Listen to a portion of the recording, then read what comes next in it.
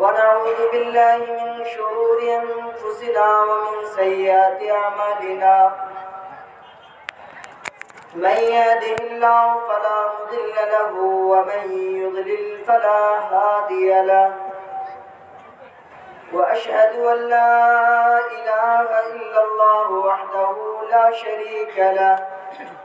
وأشهد أن محمدًا عبده ورسوله أعوذ بالله من الشيطان الرجيم بسم الله الرحمن الرحيم يا أيها الذين آمنوا اتقوا الله حق تقاته ولا تموتن إلا وأنتم مسلمون يا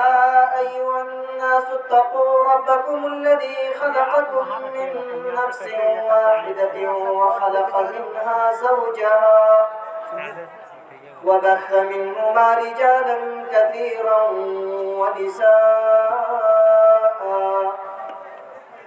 واتقوا الله الذي تساءلون به والأرحام إن الله كان عليكم رقيبا يا أيها الذين آمنوا اتقوا الله وقولوا قولا سديدا يصلح لكم أعمالكم ويغفر لكم ذنوبكم ومن يطع الله ورسوله فقد فاز فوزا عظيما أما بعد فإن أصدق الحديث كتاب الله وأحسن الهدي هدي محمد صلى الله عليه وسلم وشر الأمور محدثاتها وكل محدثة بدعة وكل بدعة ضلالة وكل ضلالة في النار. قال الله تبارك وتعالى يا أيها الذين آمنوا ادخلوا في السلم كافة ولا تتبعوا خطوات الشيطان إنه لكم عدو مبين. وقال تبارك وتعالى أيضا من عمل صالحا من ذكر أو أنثى وهو مؤمن فلنحيينه حياة طيبة ولنجزينهم أجرهم بأحسن ما كانوا يعملون. لائق صد احترام اسٹیج پر تشریف فرما معزز علماء کرام، انتہائی محترم کلیہ فاطمۃ الزہرا للبنات کے ناظم اعلیٰ شیخ نسیم اختر سلفی صاحب حفظہ اللہ، سامنے مجمع میں تشریف فرما باوقار سامعین اور عفت مآب اسلامی ماں اور بہنوں، ابھی میں نے آپ حضرات کے سامنے خطبہ مسنونہ کے بعد قرآن عزیز کی دو مختلف آیتیں پیش کی ہیں. انشاءاللہ العزیز انہی آیات اور دیگر نصوص شریعہ کی روشنی میں آپ حضرات سے خطاب کرنے کی کوشش کروں گا. دعا کرتا ہوں کہ رب العزت والجلال ہماری باتوں میں اثر پیدا فرمائے اور ساتھ ہی ساتھ اللہ رب العالمین ہمیں حق کو سمجھنے اور اس پر عامل ہونے کی توفیق عنایت فرمائے. آمین. حضرات گرامی، اور میرے دینی بھائیوں اور بزرگوں، اسلام جس کے ہم اور آپ ماننے والے ہیں، جس کے ہم اور آپ فالوور ہیں، یہ اسلام ایک آفاقی دین ہے، ایک عالمگیر دین ہے۔ اس کے علاوہ اس دھرتی پر جتنے بھی ادیان پائے جاتے ہیں، جتنے بھی دھرم کے نام پر جو دھرم پایا جاتا ہے، وہ تمام کے تمام دھرم یا وہ تمام کے تمام ادیان اللہ رب العزت والجلال کی بارگاہ میں باطل ہیں، بے بنیاد ہیں۔ اس لیے کہ اسلام کو ہی اللہ رب العزت والجلال نے سند رضا عطا کی ہے۔ یہی دین اللہ کی بارگاہ میں اوتھینٹک اور مستند دین ہے۔ اسی کے بارے میں قرآن نے کہا کہ ان الدین عند اللہ الاسلام، دین اگر اللہ کے پاس ہے تو وہ دین اسلام ہے۔ دین اسلام کے علاوہ چاہے جو بھی دین ہو، جو بھی کلچر ہو، جو بھی مذہب ہو، اگر ہم اس کو اپناتے ہیں،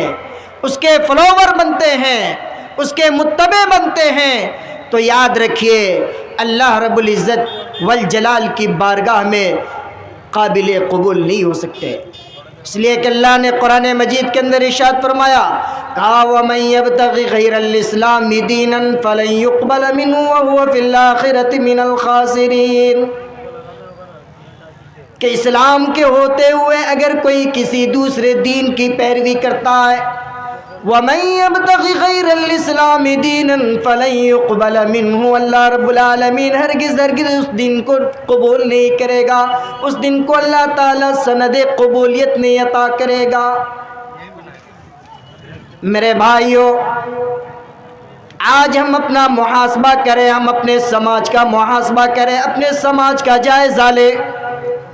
کہ وہ دین،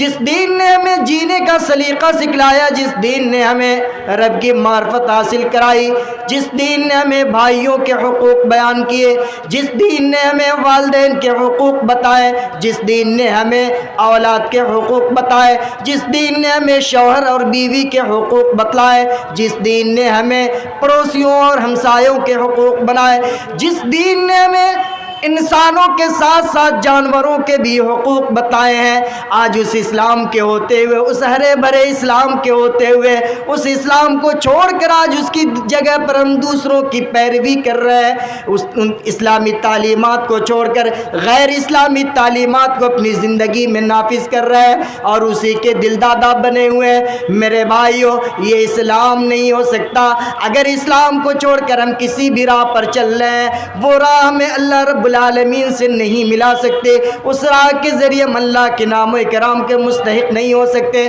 بلکہ اس راہ کے ذریعے ہم اللہ رب العالمین کی غضب کو دعوت دے رہے ہیں۔ آج ہم اپنا ذاتی محاسبہ کریں کہ آج ہمارے سونے کا طریقہ بدل گیا، ہمارے کھانے پینے کا طریقہ بدل گیا، ہمارے پہننے اوڑھنے کا طریقہ بدل گیا، ہمارا ہیئر اسٹائل کیا ہونا چاہیے وہ بدل گیا، ہمارا پہناوا اوڑھاوا کیسا ہونا چاہیے وہ ساری کی ساری چیزیں بدل گئی، اور ان تمام چیزوں میں ہم یہود و نصارہ کی پیروی کرتے چلے آ رہے ہیں۔ وہ یہود و نصارہ جنہوں نے اپنے انبیاء تک کو قتل کیا، وہ یہود و نصارہ جنہوں نے ہمیشہ اسلام کے خلاف سازشیں کی، وہ یہود و نصارہ ہم ان کے کلچر کو اپناتے چلے جا رہے، جو یہود و نصارہ جھوٹے ہیں، جو اللہ کی آیتوں میں تحریف کرتے ہیں، اللہ کی آیتوں میں فیر بدل کرتے ہیں، اللہ کی آیتوں میں رد و بدل کرتے ہیں۔ یکتبون الکتاب بایدیہم ثم یقولون ھذا من عند اللہ، اپنے ہاتھوں سے کتاب لکھ دیا کرتے ہیں اور اس کے بعد لوگوں میں آ کر اس کی تشہیر کرتے ہیں کہ یہ اللہ کی طرف سے نازل کردہ کتاب ہے۔ ہم نے یہود و نصارہ کے دین کی غلامی کا ہار اپنے گلے میں ڈال لیا ہے، ہم نے اسلام کو چھوڑ دیا، اسلام کی سچائی کو، اسلام کی صداقت کو، اسلام کی جو عالمگیریت ہے اس کو ہم نے چھوڑ دیا، ہم نے اسلام کے بارے میں جاننے کی کوشش نہیں کی، فقط ہم نام کے مسلمان رہ گئے، کردار ہمارا مسلمانوں کا نہیں، کردار ہمارا اسلامی کردار نہیں، ہمارا کردار اور ہمارا اخلاق وہ اخلاق نہیں جو اخلاق صحابہ کا تھا، جو اخلاق اسلام کے ماننے والوں کا تھا، وہ اخلاق آج ہمارے درمیان باقی نہیں رہ گیا۔ اسی لیے قرآن نے کہا یا ایھا الذین آمنوا ادخلوا فی السلم کافہ، اے ایمان والو ادخلوا فی السلم کافہ، اسلام میں پورے طور پر داخل ہو جاؤ۔ ھذا ثم یکفرون ببعض الکتاب ونؤمن ببعض الکتاب ونکفر ببعض، اس طرح کی جو آیت کریمہ ہے کہ یہودیوں کے بارے میں کہ وہ یہودی اللہ کی آیتوں پر بعض آیتوں پر ایمان لاتے ہیں اور بعض آیتوں کا انکار کرتے ہیں، ہم مسلمانوں کا بھی یہی شیوا بنتا چلا جا رہا ہے کہ ہم بھی رب کی ان آیتوں کو قبول کرتے ہیں جن آیتوں کا تعلق ہماری ذاتی زندگی سے ہوتا ہے، یا جن آیتوں میں ہمیں ہمارا مفاد نظر آتا ہے اور جن آیتوں میں ہمارا مفاد نظر نہیں آتا، جن آیتوں میں ہمارا کوئی ظاہری فائدہ نظر نہیں آتا، ہم ان آیتوں کو اپنی زندگی سے الگ کر دیتے ہیں۔ میرے بھائیوں، اسلام جس نے ہمیں کھانے کا طریقہ سکھلایا، اسلام جس نے ہمیں کھانے کی دعا سکھلائی، اسلام جس نے ہمیں انسان بنایا، اسلام جس نے ہمیں انسانیت سکھائی، اس اسلام کے ہوتے ہوئے بھی آج ہم غیروں کے دروازے پر دستک دے رہے ہیں اور غیروں کی تعلیمات کو اپنا رہے ہیں۔ وجہ کیا ہے؟ اس کی وجہ یہ ہے کہ ہم اسلامی تعلیمات سے کوسوں دور ہیں، اسلامی تہذیب و ثقافت آج ہمارے گھروں سے دور ہے، اسلامی تہذیب و ثقافت کو اپنانا آج ہم باعث عار اور باعث شرم محسوس کرتے ہیں۔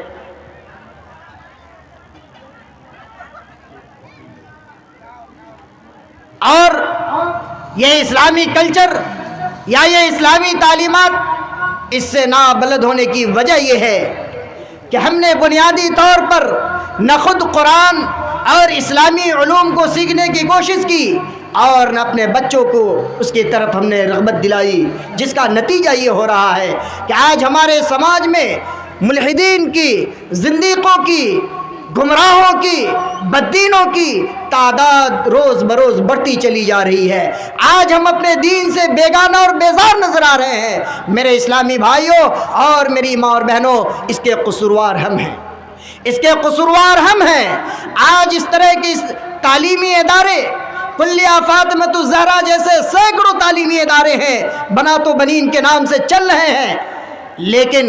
ہم ان اداروں میں جہاں اللہ اور اس کے رسول کی معرفت سکھلائی جاتی ہو، جہاں انسان کو انسان بنایا جاتا ہو، جہاں انسان کا رشتہ اس کے رب سے جوڑا جاتا ہو، ایسی جگہوں پر ہم اپنے بچوں کو بھیجنا گوارا نہیں کرتے، صرف اس لیے کہ بچے ہمارے مولوی بن جائیں گے، 2000 4000 5000 کی روزی کمائیں گے، اتنے کی تنخواہ پر، قلیل تنخواہ پر کام کریں گے اور پھر ان کے اوپر قدامت پسندی کا لیبل لگ جائے گا۔ میرے اسلامی بھائیوں، ذرا ہم اور آپ اپنی تاریخ کو پڑھیں، اسلامی تاریخ کو پڑھیں کہ نبی کائنات صلی اللہ علیہ وسلم نے اور آپ کے صحابہ رضوان اللہ علیہم اجمعین نے اسی قرآن و سنت کی نشر و اشاعت میں، اسی قرآن و سنت کی تعلیم و تعلم میں بہت زیادہ وقت لگایا اور اس کے پیچھے بہت زیادہ منصوبے بندی کی گئی۔ میں آپ کو بتلاؤں کہ قرآن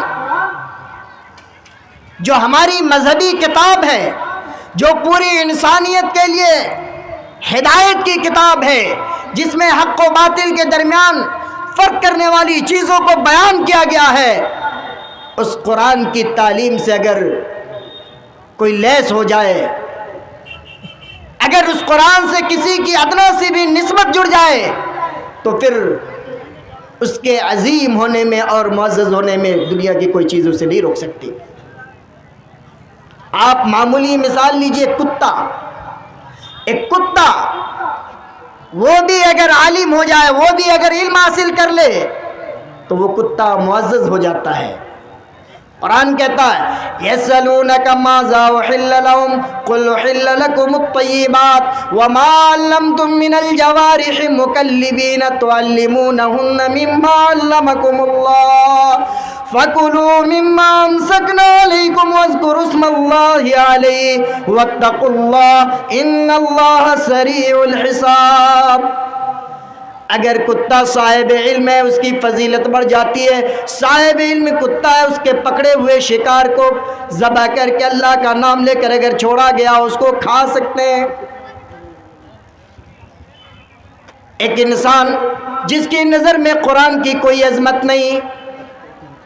جب میں قرآن کریم کی تلاوت کرتا ہوں، جب قرآن کی آیتوں کو پڑھتا ہوں تو قرآن ہم سے یہ کہتا ہے لَقَدْ أَنزَلْنَا إِلَيْكُمْ كِتَابًا فِيهِ ذِكْرُكُمْ أَفَلَا تَعْقِلُونَ۔ اے گمراہی میں بھٹکنے والے انسانوں، اے اپنے رب سے دوری اختیار کرنے والے انسانوں، اے انسانیت سے دوری اختیار کرنے والے انسانوں،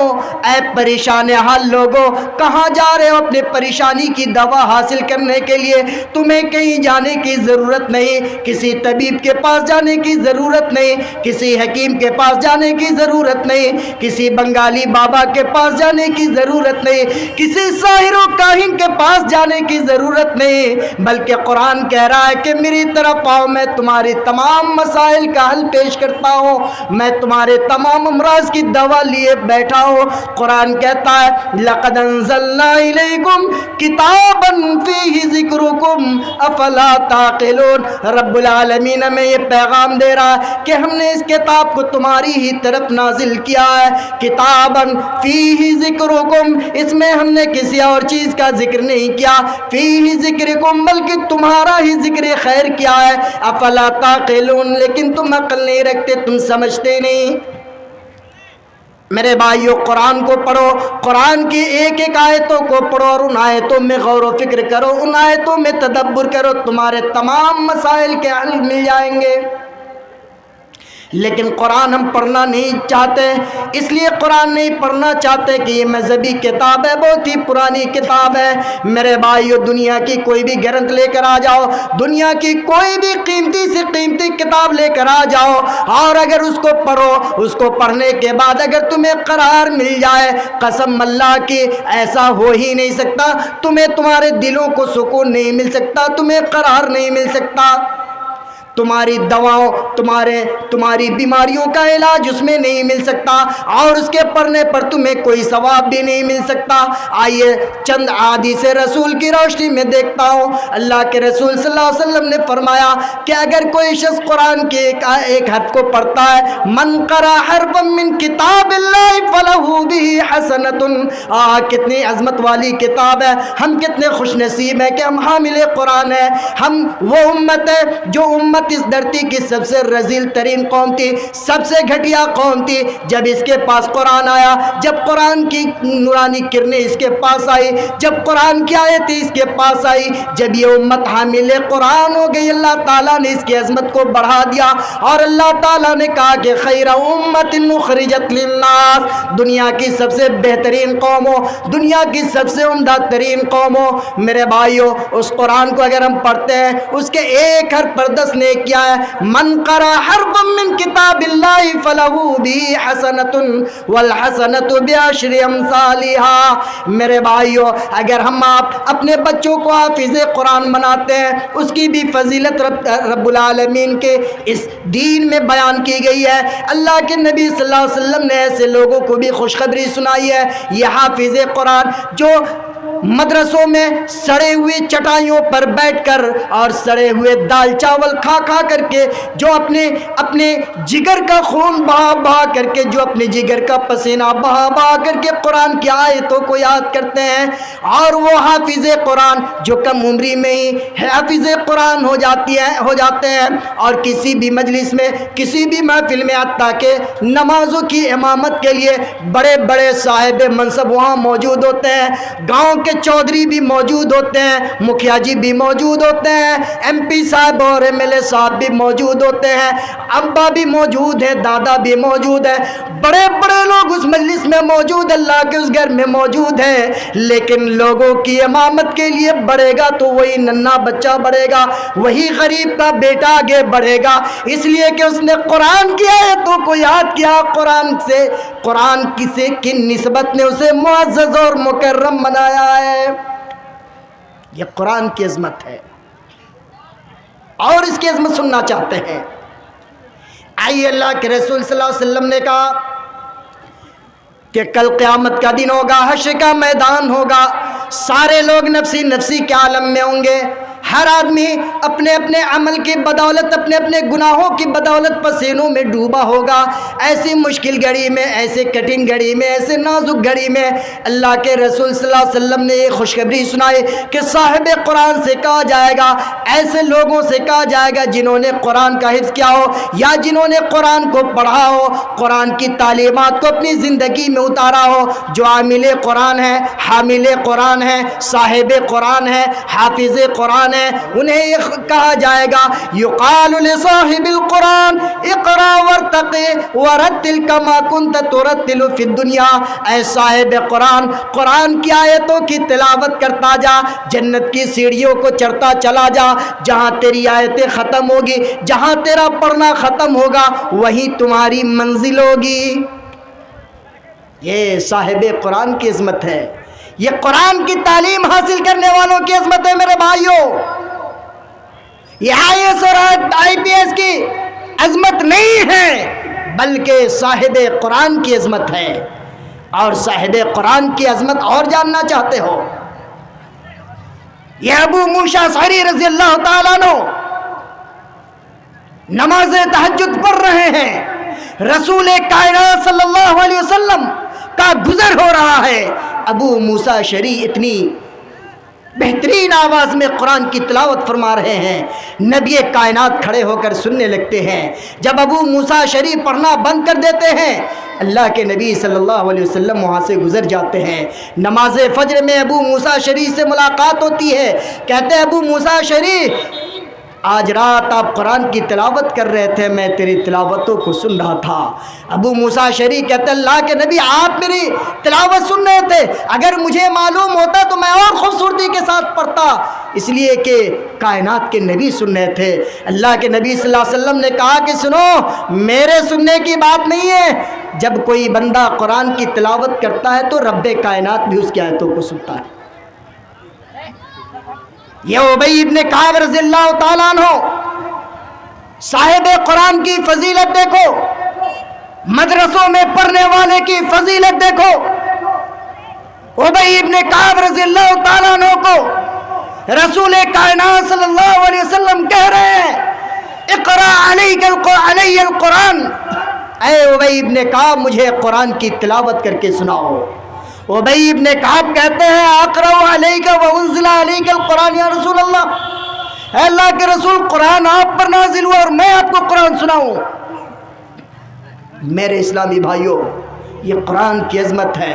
اور بھی بہت ساری عظمت ہے. ایک آخری حدیث قرآن کی عظمت کے حوالے سے اللہ کے رسول صلی اللہ علیہ وسلم نے بیان کیا, مجتمع قوم فی بیت من بیوت اللہ, کوئی قوم جب اللہ کے کسی گھر میں اکٹھی ہوتی ہے, یتدارسون بینہم, قرآن کی آیتوں پر, اللہ کے نبی کی احادیث پر ڈسکس کرتی ہے, مذاکرہ کرتی ہے, ڈیبیٹ کرتی ہے, مناقشہ کرتی ہے. یتدارسونہ بینہم حفتہم الملائکہ, پہلا انعام اسے یہ حاصل ہوتا ہے کہ فرشتے اسے گھیر لیتے ہیں, فرشتے اسے اپنی حصار میں لے لیتے ہیں. وغشیتہم الرحمہ, اور ان کے اوپر اور ان کو رحمت الہی ڈھانپ لیتی ہے. ونزلت علیہم السکینہ, اور ان کے اوپر اطمینان و سکون کا نزول ہوتا ہے۔ وَذَكَرَهُمُ اللَّهُ فِي مَنْ عِنْدَهُ۔ میرے بھائیو خوش ہو جاؤ، اس لیے کہ آج آپ بھی اہل قرآن کی مجلس میں بیٹھے ہو، آج آپ بھی قرآن اور اہل قرآن کی مجلس میں بیٹھے ہو، آج آپ بھی اللہ اور اس کے رسول کی باتوں کو سن رہے ہو، آپ بھی اس حدیث رسول کے ضمن میں آتے ہو۔ وَذَكَرَهُمُ اللَّهُ فِي مَنْ عِنْدَهُ، اور اس مجلس میں جو لوگ بھی موجود ہوتے ہیں، آج جو جلسہ ہو رہا ہے نا، اس جلسے میں اگر ہماری تصویر آ جائے، آپ کی تصویر آ جائے، کل اخباروں میں چھپ جائے تو بڑی خوشی ہوگی، بہت خوشی ہوگی۔ بار بار اس اخبار کو دیکھیں گے، اس رپورٹ کو پڑھیں گے اور اپنے دوستوں سے، عزیزوں سے، اقارب سے فون کر کے ان کو خبر دیں گے کہ فلاں اخبار میں میری تصویر چھپی ہے۔ یہ انسانی فطرت ہے۔ لیکن قرآن اور صاحب قرآن اور قرآن کے آیتوں کو سننے والے کی جو فضیلت اللہ کے رسول صلی اللہ علیہ وسلم نے بیان کی ہے، وَذَكَرَهُمُ اللَّهُ فِي مَنْ عِنْدَهُ۔ آج ہم لوگ یہاں بیٹھے ہوئے ہیں، قرآن و سنت کی باتیں چل رہی ہیں، اللہ رب العالمین ہم سب کا اجمالی طور پر اپنے مقرب فرشتوں کے درمیان ذکر خیر کر رہا ہے۔ یہ عظمت کی بات ہے کہ نہیں؟ کسی نیتا جی کے بھاشن میں جائیے گا، چلچلاتی دھوپ میں جلتے رہیے گا، کھولتے رہیے گا، کوئی فائدہ نہیں ہوگا، لیکن قرآن و سنت کی مجلس میں بیٹھیے گا، اللہ کی رحمت حاصل ہوگی اور اللہ کے مقرب فرشتوں کے درمیان آپ کا ذکر خیر ہوگا۔ اور جب مجلس ختم ہوتی ہے، جب جلسہ ختم ہوتا ہے، اس کے خاتمے پر اللہ تعالیٰ فرشتوں کو گواہ بناتا ہے اور کہتا ہے کہ قد غفرت لہم، کہ فرشتوں گواہ رہنا، میرے یہ بندے جو اس مجلس میں حاضر تھے، قد غفرت لہم، میں نے سبوں کی مغفرت کر دی، سبوں کو میں نے بخش دیا۔ اللہ اکبر، یہ کتنی بڑی عظمت ہے۔ میرے اسلامی بھائیوں، آج دنیا کی جو بھی برائیاں ہیں، جو بھی بدعمالیاں ہیں اور جو بھی بے راہروی ہے، وہ ساری کی ساری قرآن و سنت کی تعلیمات سے دوری کا نتیجہ ہے۔ آج ہم عبادت میں غفلت سے کام لے رہے ہیں،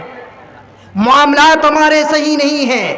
ہم ظلم کر رہے ہیں، دوسروں کے مال کو ہڑپنے کی کوشش کر رہے ہیں، دوسرے کی تجوریوں کو چھیننے کی کوشش کر رہے ہیں، دوسروں کی جائیداد پر قابض ہونے کی کوشش کر رہے ہیں۔ یہ ظلم، یہ بدعمالیاں اور اس طرح کے ناقابل قبول اعمال جو ہم انجام دے رہے ہیں، یہ سب دینی تعلیم سے دوری کا نتیجہ۔ اور یاد رکھیے، اگر ہم ظلماً کسی کی زمین کو ہتھیاتے ہیں، باپ دادا نے جائیداد وقف کر دی، کسی کو دے دیا، پیسے کی لالچ دل میں آ گئی، مال کی لالچ دل میں آ گئی، حب الدنیا و کراہیت الموت، اللہ کے نبی نے کہا کہ وہن کیا ہے؟ مل وہن یا رسول اللہ؟ حب الدنیا و کراہیت الموت، یہی وہن، یہی ہے کہ مال سے انسان کی محبت پیدا ہو جائے اور موت کو ناپسند کرے، موت سے انسان بھاگتا پھرے، یہی وہن ہے۔ آج یہی چیز امت مسلمہ میں در آئی ہے، سماج کے لوگوں میں یہی چیز پھیلتی چلی جا رہی ہے۔ یاد رکھیے، 1 بیگھا 2 بیگھا اور کسی کے پلازے پر، کسی کے فلیٹ پر اور کسی کے پوری جائیداد پر قبضہ کرنے کا معاملہ نہیں ہوتا ہے۔ 1 انچ 2 انچ، 1 کنوا 2 کنوا کا معاملہ ہوتا ہے، اور اسی میں انسان اپنے اعمال کو برباد کر لیتا ہے، اسی میں انسان ظالموں کی فہرست میں چلا جاتا ہے، اسی میں انسان اپنے پڑوسیوں کی نظر میں، اپنے سماج کی نظر میں اور اپنے رب کی نظر میں مبغوض اور ناپسند ہو جاتا ہے۔ آپ کو میں بتاؤں، اللہ کے رسول صلی اللہ علیہ وسلم نے کیا کہا ایسے لوگوں کے بارے میں جو کسی کی زمین کو ناحق قبضہ کرتے ہیں، جو کسی کی زمین پر ناجائز قبضہ کرنا چاہتے ہیں، یا جو اپنی بہن بیٹیوں کو وراثت میں سے اس کا حصہ نہیں دیتے، جو اپنی بہنوں کا حق مار لیتے ہیں، جو اپنے کمزور بھائیوں کا حق مار لیتے ہیں، جو اپنی بیویوں کا حق مار لیتے ہیں۔ اللہ کے نبی صلی اللہ علیہ وسلم نے کہا کہ من اخذ شبرا من الارض ظلما طوقه اللہ ایاہ یوم القیامت من 7 ارضین۔ کہ اگر کوئی شخص ایک بالش بھی کسی کی زمین اگر ظلم کر کے لے لیتا ہے، جانتے ہوئے کہ یہ زمین ہماری نہیں ہے، گرچہ وہ زمین گورنمنٹ کی ہی کیوں نہ ہو، اگر اس پہ ہمارا مالکانہ حق نہیں ہے، کاغذی طور پر اگر ہم اس کے مالک نہیں ہیں اور اس زمین پر ہم قابض ہوتے ہیں، تو یاد رکھیے کل قیامت کا دن ہوگا، اللہ رب العالمین اس ساتوں زمین کا طوق بنا کر آپ کے گردن میں ڈال دے گا۔ بتائیے اس کا بوجھ ہم اور آپ برداشت کر سکتے ہیں؟ ساتوں زمین کا طوق بنا کر گلے میں ڈال دیا جائے گا۔ اور علماء نے اس کے جو چند مفہوم بیان کیے ہیں، ان مفاہیم میں سے ایک مفہوم یہ بھی ہے کہ اللہ تعالیٰ ایسے لوگوں کو حکم دے گا کہ وہ ساتوں زمین کو کھود کر اس کی مٹیاں اٹھا کر لائے اور حشر کے میدان میں رکھے، اور پھر اس کے بعد اس ساتوں زمین کو اس کے گلے میں طوق بنا کر کے ڈال دیا جائے گا۔ اور یاد رکھیے اگر آپ ظالم ہیں تو مظلوم کی آہ سے، اس کی بد دعا سے بچنے کی کوشش کیجئے، اس لیے کہ مظلوم اور اللہ کے درمیان کوئی بھی چیز حائل نہیں ہوتی ہے۔ مظلوم چاہے جتنا بڑا بدعمل ہو، جتنا بڑا بد کردار ہو، اگر وہ مظلوم ہے اللہ تعالیٰ اس کی بد دعا کو رد نہیں کرتا ہے، اللہ اس کی آہ کو رد نہیں کرتا ہے۔ ایک واقعہ میں بیان کرتا ہوں، حضرت سعید ابن زید رضی اللہ تعالیٰ عنہ صحابی رسول ہیں۔ مروان ابن حکم مدینہ کے گورنر ہیں۔ مروان بن حکم کی عدالت میں ایک عورت، اروا نامی عورت آتی ہے اور مقدمہ دائر کر دیتی ہے کہ اے گورنر مدینہ، سعید ابن زید نے ہماری زمین کو ناجائز طور پر قبضہ کر لیا ہے۔ گورنر مدینہ کا قاصد سعید ابن زید کے پاس جاتا ہے، سعید ابن زید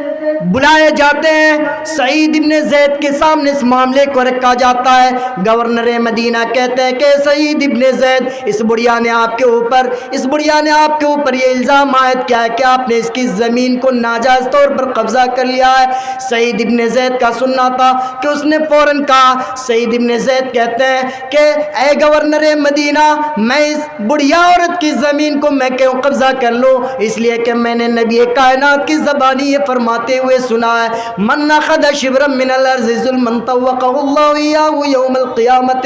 من 7 ارضين۔ اے گورنر مدینہ، ہم نے اللہ کے نبی صلی اللہ علیہ وسلم کی زبانی وعید سنی ہے کہ اگر کوئی کسی کی زمین کو ظلماً اگر حاصل کر لیتا ہے، ظلماً لے لیتا ہے، اللہ کے رسول صلی اللہ علیہ وسلم نے کہا کہ اس شخص کو ساتوں زمین کا طوق بنا کر پہنایا جائے گا۔ سعید ابن زید کی کیا مجال کہ رسول کریم صلی اللہ علیہ وسلم کا فرمان سامنے موجود ہو اور پھر وہ ناجائز کسی کی زمین کو قبضہ کر لے۔ اور اس کے بعد سعید ابن زید نے کہا، اے گورنر مدینہ، یہ بڑھیا میرے اوپر الزام عائد کر رہی ہے، چنانچہ میں اللہ کی بارگاہ میں بد دعا کرتا ہوں۔ سعید ابن زید نے اپنے دونوں ہاتھوں کے بارگاہ الہی میں بلند کیے اور کہا، اللہم ان کانت کاذبۃ فامی بصرها واقتلها فی دارها۔ اے اللہ اس بڑھیا نے سعید ابن زید پر الزام لگایا ہے، اے اللہ ان کانت کاذبۃ فامی بصرها، اے اللہ اگر یہ بڑھیا جھوٹی ہے تو اس کی بینائی چھن لے، تو اسے اندھا بنا دے، واقتلها فی دارها، اور اس کے گھر کو ہی اس کا مدفن بنا دے، اس کے گھر کو ہی اس کا قبر بنا دے۔ میرے بھائیو، سعید ابن زید کے دل سے آ نکلی تھی، چنانچہ کچھ زمانے کے بعد وہ بڑھیا اندھی ہو جاتی ہے، اور دیوار پکڑ کر چلنے لگتی ہے اور یہ کہتی ہے کہ ان اصابتنی دعوت سعید ابن زید، کہ مجھے سعید ابن زید کی بد دعا لگ گئی ہے۔ اور مورخین نے لکھا ہے، سیرت نگاروں نے لکھا ہے، تاریخ لکھنے والوں نے اس واقعے کو محفوظ کیا ہے کہ وہ بڑھیا اندھی ہونے کے بعد اپنے ہی اس کے ہی آنگن میں کنواں تھا، اسی کنویں میں گر کر مر گئی اور وہی کنواں اس کا قبر ہو گیا۔ مظلوم کے دل سے آہ نکلی اور وہ آہ لگ گئی۔ اس لیے میرے بھائیوں، ابھی زندگی کو غنیمت جانے۔ میرے نوجوان بھائیوں، اگر ہم جوانی کے زوم میں اور اپنے صحت کے زوم میں اور اپنے مالداری کی بدولت اگر ہم کسی بدعملی کو انجام دے رہے ہیں تو یاد رکھیے کل قیامت کا دن ہوگا۔ خاص طور سے اپنے نوجوان بھائیوں سے کہنا چاہتا ہوں، یہ حدیث رسول آپ کے حوالے سے ہے کہ جب آپ بدعملی کو انجام دیں گے اور برے اعمال کو انجام دیں گے، کل قیامت کا دن ہوگا، آپ کے قدم 1 انچ بھی نہیں ہلیں گے اپنی جگہ سے۔ لا تزول قدم ابن آدم، آپ کے پاؤں 1 انچ اپنی جگہ سے نہیں ہلیں گے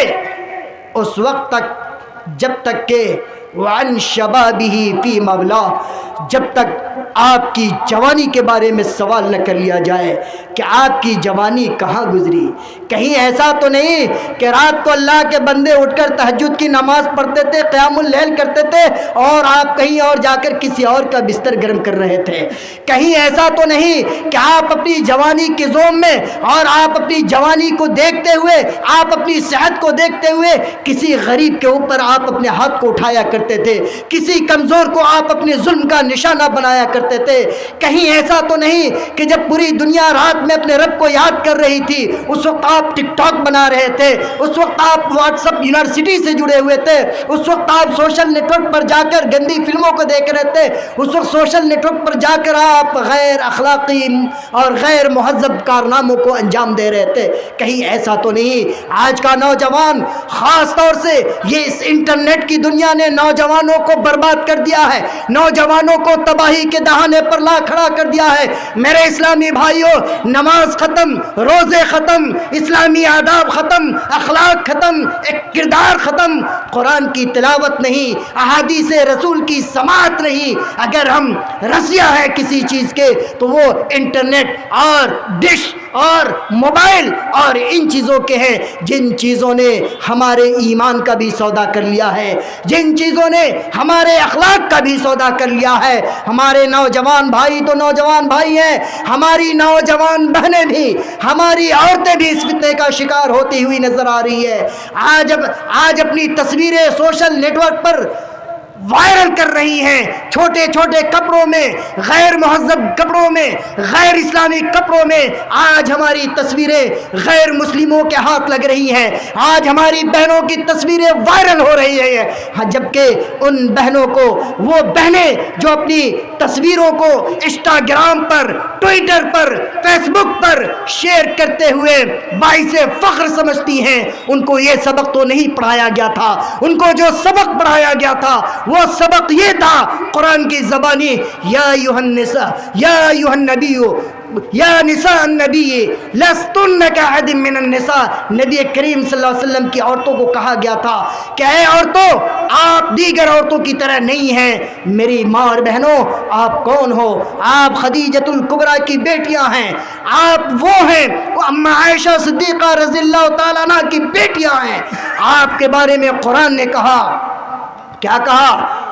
ان کنتن تردن الحیات الدنیا وزینتها فتعالین امتعکن واسرحکن سراحا جمیلا۔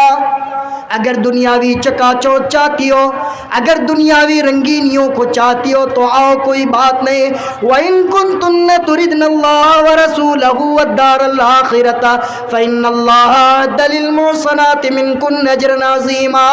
اور اگر آخرت کو چاہتی ہو، اللہ اور اس کے رسول کی رضا کو چاہتی ہو، فَإِنَّ اللَّهَ أَعَدَّ لِلْمُحْسِنَاتِ مِنكُنَّ أَجْرًا عَظِيمًا۔ اللہ تعالیٰ نے پاک باز عورتوں کے لیے اجر اور ان کے لیے اجر کو تیار کر رکھا ہے، ان کے لیے انعام و اکرام کو تیار کر رکھا ہے۔ میری ماں بہنوں، آج ہم اور آپ دین سے دور ہوتے ہوئے نظر آ رہے ہیں، آج آپ دین سے دور ہوتی ہوئی نظر آ رہی ہے، آج آپ کے ہاتھ میں موبائل مل جا رہا ہے، اس موبائل کی ہلاکتوں کے پیچھے آپ بھاگ رہی ہے۔ آپ اپنے بچوں کو قرآن کی تعلیمات نہیں دلا رہے، آپ اپنے بچوں کو صبح و شام کی دعائیں نہیں یاد کرا رہے، آپ کا بچہ ہمیشہ پریشان ہوتا ہے، ہے، بچے نظر بد کے شکار ہو جا رہے ہیں، آپ مولانا صاحب کے پاس جا رہی ہے، آپ کسی عامل کے پاس جا رہی، کسی ساحر کے پاس جا رہی ہے۔ اے کاش آپ نے قرآن کی تعلیم حاصل کی ہوتی، قرآن کی آیتوں کو پڑھا ہوتا، نبی کائنات صلی اللہ علیہ وسلم سے ثابت جو معصور دعائیں ہیں ان دعاؤں کو آپ نے یاد کیا ہوتا۔ اگر قرآن کی تعلیمات آپ کے گھروں میں ہوں گی، آپ کے بچے بد نظری کے شکار نہیں ہوں گے۔ اگر بد نظری کے شکار ہوں گے، قرآن کی آیتیں آپ کے پاس موجود ہوں گی، معوذتین پڑھ کر آپ ان کو دم کر دیجیے، آپ کو کہیں جانے کی ضرورت نہیں۔ اگر آپ کا دل پریشان ہے، راتوں میں نیند نہیں آ رہی، آپ قرآن کی آیتوں کی تلاوت کیجئے۔ قرآن نے کہا لا بذکر اللہ تطمئن القلوب، سنو قرآن کو آیتوں کے علاوہ کہیں بھی اطمینان قلب آپ کو حاصل نہیں ہو سکتا۔ صرف یہ باتیں کہنے کی حد تک رہ گئی کہ کوئی اچھا سا میوزک کان میں لگا لو، ہیڈ فون کان میں لگا لو، ہیڈ فون کان میں لگا لو، میوزک سن لو، گانے سن لو، نیند آ جائے گی۔ میرے بھائیوں، یہ بے چین آتما کو، اس بے چین آتما کو کبھی بھی شانتی نہیں مل سکتی۔ ہاں اگر شانتی ملے گی تو ذکر الہی میں، شانتی ملے گی تو تلاوت قرآن میں، شانتی ملے گی تو اللہ اور اس کے رسول کی تعلیمات کو اپنانے میں ملے گی۔ اس لیے میری آپ تمام بہنوں سے اور بھائیوں سے یہ گزارش ہے کہ آپ پورے طور پر اسلام میں داخل ہو جائیں۔ جو اسلامی تعلیمات، ان اسلامی تعلیمات کو فالو کرنے کی کوشش کریں۔ اگر ان سے دوری اختیار کریں گے، اگر ان سے دوری اختیار کریں گے تو یاد رکھیے دنیا قد خسرت دنیا والآخرہ، دنیا بھی آپ کے ہاتھوں سے نکلے گی اور کل قیامت کے دن بھی حشر کے میدان میں سوائے رسوائی اور ندامت کے کوئی بھی چیز ہاتھ نہیں آئے گی۔ میرے اسلامی بھائیوں اور میری اسلامی بہنوں، چلتے چلتے دو تین اور باتیں میں آپ سے عرض کرنا چاہتا ہوں کہ اگر آپ قرآن سے دوری اختیار کریں گے، کل قیامت کا دن ہوگا، حشر کے میدان میں اللہ کے رسول صلی اللہ علیہ وسلم مدعی بن کر آئیں گے اور اپنی اس امت کے بارے میں کہیں گے، کیا کہیں گے؟ یا رب ان قوم اتخذوا هذا القرآن مہجورا، اے پروردگار یہ میری قوم کے لوگ ہیں جو راتوں رات بیٹھ کر جلسے تو سنا کرتے تھے، جلسوں میں خود خوب وعدے کیا کرتے تھے کہ اب ہم اپنے رب کی آیتوں کی تلاوت کریں گے، قرآن کی آیتوں کی تلاوت بھی کیا کرتے تھے لیکن ان آیتوں میں تدبر نہیں کرتے تھے، اور جب وہ آیتیں ان کی زندگی میں جب ان کے خلاف جاتی تھی تو ان آیتوں کو چھوڑ دیتے تھے، یعنی قرآنی تعلیمات کو، قرآنی احکام کو انہوں نے اپنی زندگی میں کبھی نافذ نہیں کیا۔ وہاں مجرمین کی صف میں ہوں گے، وہاں مجرمین کی صف میں ہوں گے۔ اس لیے قبل اس کے کہ ہماری آنکھیں بند ہو جائے، قبل اس کے کہ اس دنیا سے ہمارا رشتہ ٹوٹ جائے، ابھی لاک ڈاؤن کا زمانہ تھا، کرونا کال تھا، بڑی بڑی ہستیاں، بڑے بڑے پیسے والے لوگ، اونچے اونچے عہدہ اور مناصب والے لوگ اور ہمارے عزیز قریبی رشتہ دار، ہمارے دوست، ہمارے بھائی، ہماری بہنیں، جن کے ساتھ ہم بیٹھ کر گفتگو کیا کرتے تھے، اپنے مسائل ایک دوسرے کے ساتھ شیئر کیا کرتے تھے، پلک جھپکتے ہی وہ ہم سے جدا ہو گئے۔ ایک ایسی وبا آئی کہ اس وبا نے پوری کائنات کو، پوری دنیا کو ہلا کر چھوڑ دیا، اور ہم اتنے بے بس، بے کس، مجبور، مقہور اور اتنے گئے گزرے کہ ہم ان حالات کا مقابلہ نہیں کر سکتے۔ میرے بھائیوں، ان ساری چیزوں کو سمجھنے کے لیے سب سے پہلے تعلیم سے اپنا رشتہ جوڑنا ہوگا۔ قومیں جب تعلیم سے اپنا رشتہ جوڑتی ہے، ابھی ہمارے سیکریٹری صاحب جو آئے اپنے جذبات کا بڑے کھلے الفاظ میں اظہار فرما رہے تھے۔ آج طرح طرح کے جو مسائل سامنے آ رہے ہیں، کبھی حجاب کے نام سے، کبھی طلاق کے نام سے، کبھی نکاح کے نام سے، ہر مسائل میں ہم کو گھیرنے کی کوشش کی جا رہی ہے، ہر مسئلے میں ہم کو گھیرنے کی کوشش کی جا رہی ہے، اور ہم اتنے لبرل اور اتنے سیکولر ہو گئے ہیں کہ ہمیں